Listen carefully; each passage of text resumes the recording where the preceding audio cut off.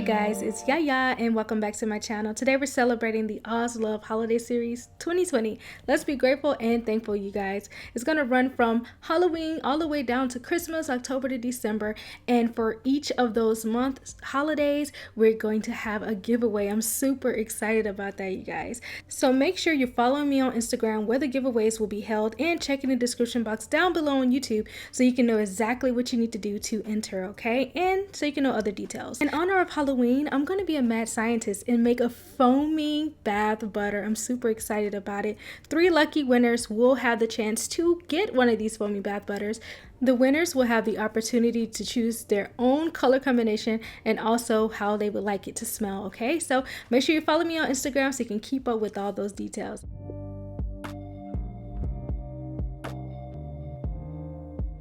Today we're starting with the oil phase where we're adding surfactants to it. These surfactants are so gentle, they're considered baby foam, okay? They're basically our cleansing foaming agents. Diesel glucoside is considered natural and biodegradable, and the baby foam is derived from coconut oil. So we're going to take the baby foam and place it into the diesel glucoside. So we're going to mix these two together. It's not going to dissolve right away because I didn't use a lot of the diesel glucoside. If you used more, you probably would have got it to mix better, but we're going to melt it down so it really doesn't matter. So moving on, the mad part of this recipe is that I'm adding butters. These butters I give full credit for the beautiful texture of this bath butter.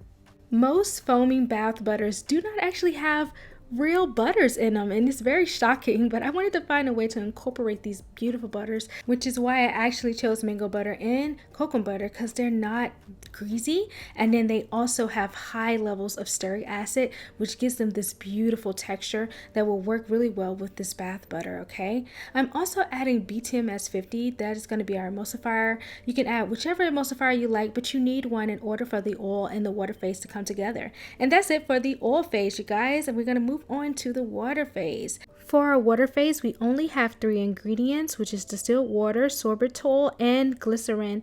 Sorbitol is also humectant like glycerin, but it also helps with thickening the product, adding texture and slip. So I had to add this as well.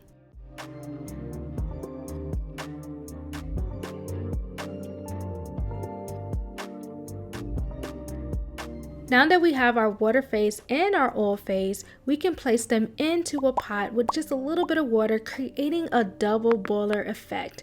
And we're just going to gently melt this down. Now, the surfactant mix that we had, it does take a lot to melt down this baby foam. And you also want to be very careful because the particles are very, very fine. So make sure you're wearing a mask. I wore a mask while I was melting this down. But just make sure you're being very gentle with it because you don't want those particles everywhere. Okay, so we're just gonna wait for this to melt down. It does take a while for it to melt down, but I found that the butters actually seem to help it go ahead and melt down a little faster. Okay, so once you get like that almost cream of wheat type texture, then you can go ahead and add your water in and mix it very well, and you're gonna see how it just kind of blends in perfectly and emulsifies. Because of our emulsifier, it's gonna help everything combine together.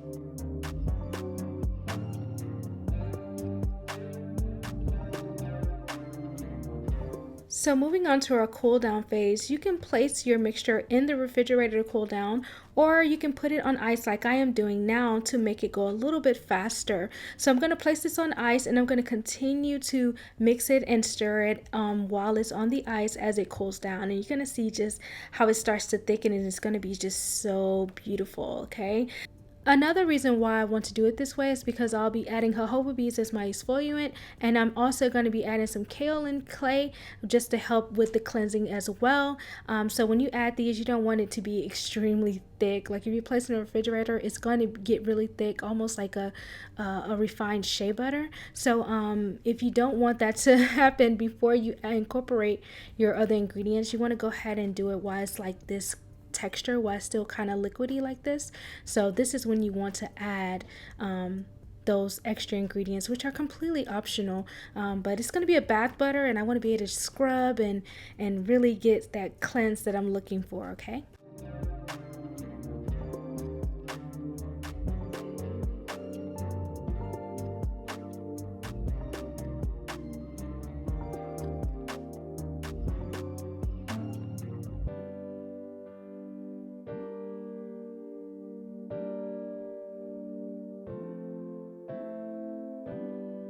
And that's it, you guys. You just made a foaming bath butter base. That is it. And you actually don't have to add the jojoba beads or the clay, and you would have had your base then as well, okay? So if you wanted to stop right here, just make sure you add your preservative, store it in a container tightly in a cool, dry place, and take it out whenever you want to whip up and make anything you like a bath butter, a scrub, or anything. But we're going to continue on. We're going to make a bath butter, and I need this to be a vibrant color. So I'm using titanium white in order to turn this base very white, so that when we incorporate our other colors that it'll be bright and bold, because the ingredients we have here just give kind of like a beige color, and that's not going to take really well with the colorants that we're adding. It'll still be pretty, but it's just not going to be as vibrant as it could be. Okay, so this is a really cool little tip for you guys. You may want to make sure your product is completely white before you incorporate your other colorants. If you placed your product in a refrigerator, you still can add the titanium white later on once you whip up your creation to make whatever you're gonna make, okay? So yeah, I'm just gonna place this back on ice to continue to thicken it up so that it can be prepared to be whipped.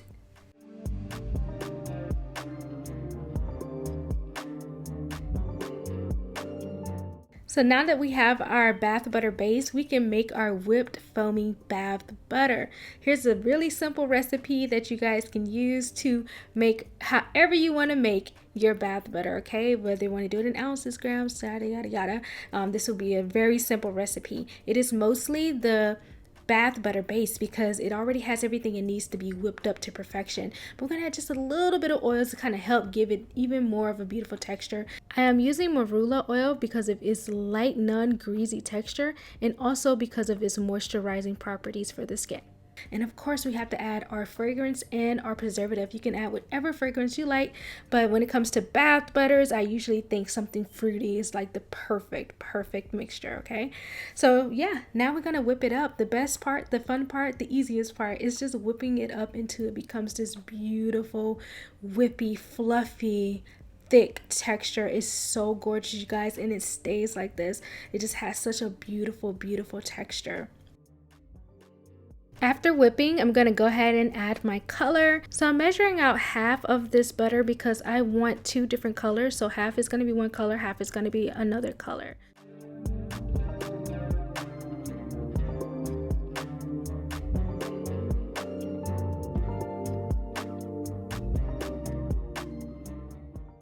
For my colorant, I'm using synthetic neon mica.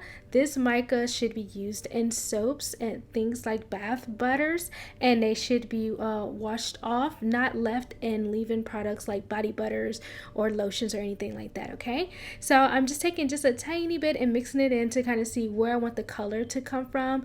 In the spirit of Halloween, I wanted to use like the theme of the candy corn, so that's why I kind of got the colors orange and yellow from. So I was really excited to use those. Now, if you guys are wondering why I chose synthetic mica, it's because in my last video, my mango butter video, I used natural mined mica, and there were a lot of complaints, people telling me about child labor and the different horrors that came with that, and I had no idea. Once I did my research, it really was a turn off. So I started looking into synthetic mica and also natural colorants. But the thing about natural colorants is they can stain, they stink, they have a smell, and then a lot of them are not vibrant. They're very dull, muted colors. So if you want this really vibrant color, I really can only see you getting it with mica.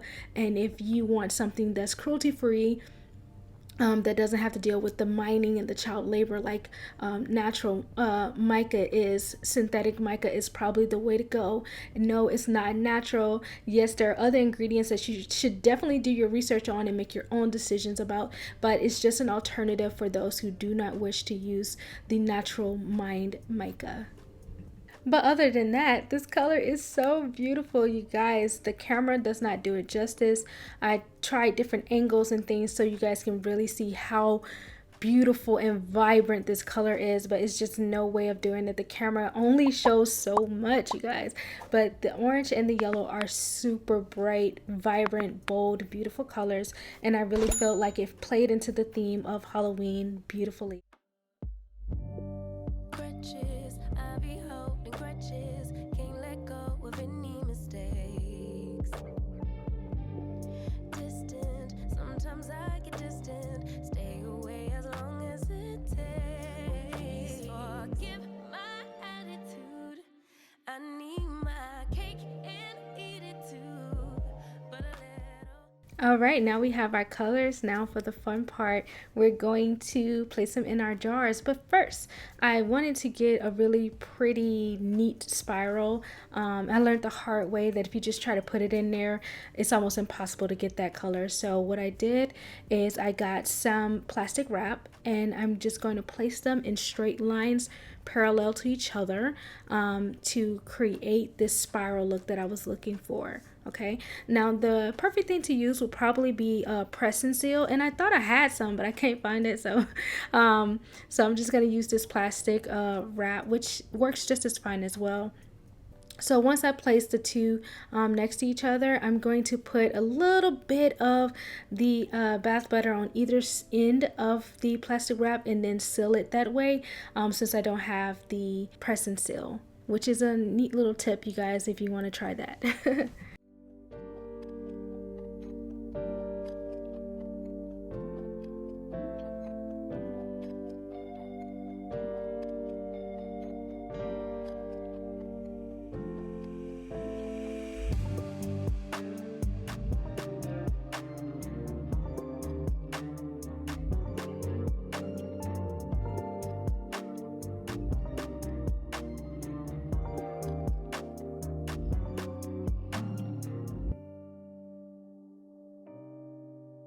Alright, so this is where I wanted to show you guys how I added a little bit of the bath butter on either end, and then I'm going to seal it this way and just kind of fold them over. Be very gentle and try not to push them or mush them together, you guys, because it's just going to mute the colors and turn them into something you don't want it to be. If you want to keep those vibrant colors separated and beautiful, yeah, you just want to be very gentle with this and make sure that they don't start mixing, because it's going to turn into something else that's not what you want. Okay, this portion is completely optional. You guys could just easily place your bath butter into a container as is. But if you want the little spiral and stuff like that, I recommend a piping bag.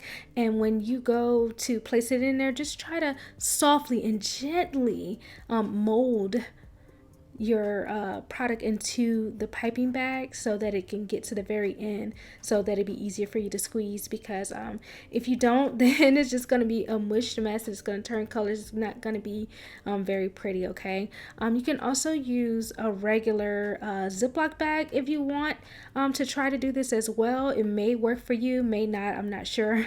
So you can definitely give it a try that way as well.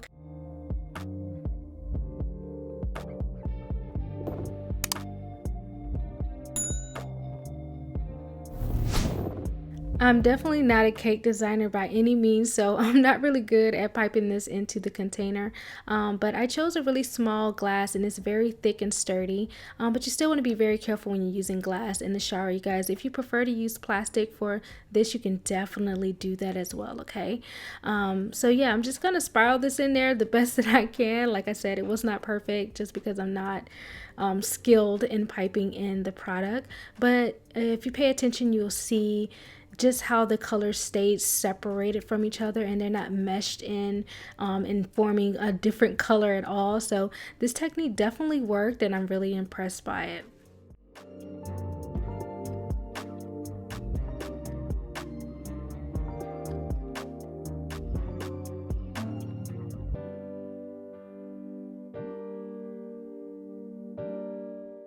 All right, this is the final product. What do you guys think about this creation? Leave a comment down below. I love to hear from you guys. I left a little space so that I could pat it down and get the rest that's on the top that I'm showing off into the jar, which I did later on. Okay, so now I'm just going to give you guys a quick little demonstration. I had some left over in the piping bag, so I just put a little bit on my hand, and guys, it is so thick and luscious and beautiful. This texture is just out of this world. I absolutely love it. You can also feel the exfoliating beads that's just doing their job and really helping to exfoliate and cleanse the skin, you guys. So I just wanted to show you guys how it is and how you would use it first on your body, and then you will add water, of course, to rinse it off, but you want to also lather it up first and get those beautiful bubbles. And it did produce beautiful, thick, luscious bubbles and foam, you guys. So your bath butter can be foaming and beautiful if you add butters to them. It's possible, you guys. You're seeing it right here, right now, and it works. It absolutely works. My hands felt absolutely clean, and yet they felt supple and soft after using this. So I definitely recommend it, you guys. It's absolutely beautiful. If you have any of your bath butter base left over, just place it in a container and store it in a cool, dry place. You can also label it if you like, so you can know exactly what it is. And anytime you want to take it out and use it, you can take it out and whip it up and make whatever creation you like, from sugar scrubs to bath butters, okay?